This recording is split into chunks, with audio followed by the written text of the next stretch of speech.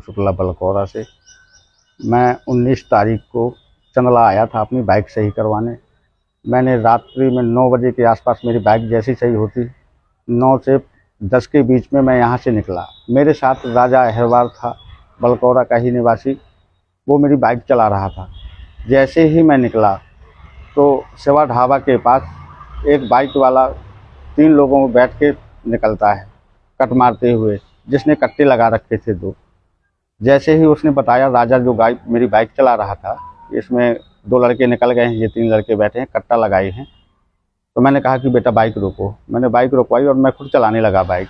जब मैंने बाइक चलाना शुरू किया तो आगे से एक दूसरी बाइक आती है, दोनों ही स्प्लेंडर थी ब्लैक कलर की, जो कि जाके सीधे छात्रावास के यहाँ पे पहुँचते हैं। इन लोगों ने मेरे साथ घेराव किया वहाँ लूटपाट के वजह से।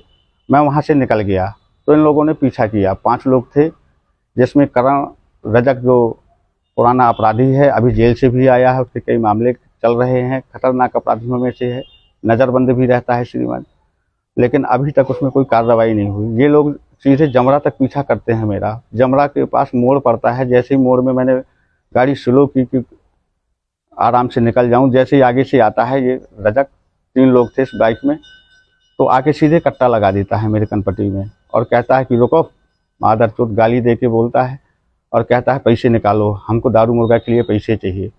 मैंने मना किया। जैसे ही मना किया वैसे से पीछे से दूसरी बाइक आती है, तो ये लोग मेरे साथ में मारा पीटी करने लगे, जो कि मैं चैन भी पहने था, मेरी चैन ले गए। मैंने तत्काल आवाज़ लगाई, जो मेरे साथ लड़का था उसने भी आवाज़ लगाई, तो गांव के लोग भगे। जैसे ही गांव के लोग भगे तो ये लोग वहाँ से छोड़ छाड़ के बाइक छोड़ के भगे हैं। जैसे ही बाइक छोड़ के भगे हैं वैसे ही मैंने तत्काल 100 नंबर को फ़ोन लगाया। जब मैंने 100 नंबर को फ़ोन लगाया तो पुलिस नहीं आई 10:30-11 बजे तक। तो श्रीमान जी, मैं डर रहा था कि चंदला आने के लिए, कि ये लोग फिर से ना लगे हों, काहे से इनके पास हथियार थे, 2-2 कट्टे लगाए रखे थे इन्होंने, और हिस्ट्री सीटर बदमाश है। तो मैं इस वजह से गांव चला गया। सुबह फिर मैं आया सीधे चंदला थाने। जब चंदला थाने आया तो इन्होंने मेरी FIR नहीं ली। मैंने आवेदन दिया तो आवेदन में पावती देने से मना कर दिया। मैंने कहा श्रीमान जी बाइक छोड़ के गए हैं बदमाश, तो बोले बाइक जमा कर दो यहीं पे, मैं पावती नहीं दूंगा। तब इन्होंने पावती नहीं दी तो मैंने सीधे समक्ष जाके SP साहब के यहाँ गया बाइक लेके, और उनकी सारी बेसापनी बताई। तो उन्होंने तत्काल SDOP सर को आदेश किया, बोले बेटा तुम जाओ और लोकुश नगर में SDOP साहब के यहाँ बाइक रख देना। मैं SDOP श्रीमान जी के यहाँ आता हूँ, उनसे रिक्वेस्ट करता हूँ। उन्होंने तत्काल आश्वासन दिया। मेरे सामने थाना प्रभारी को फ़ोन लगाया। फ़ोन लगाते ही बोले कि ऐसा करो कि जाओ, तुम चले जाओ, बाइक वहाँ रख दो और 6 घंटे के अंदर कार्रवाई होती है। देखता हूँ 6 घंटे में गिरफ्तार कर लेते हैं।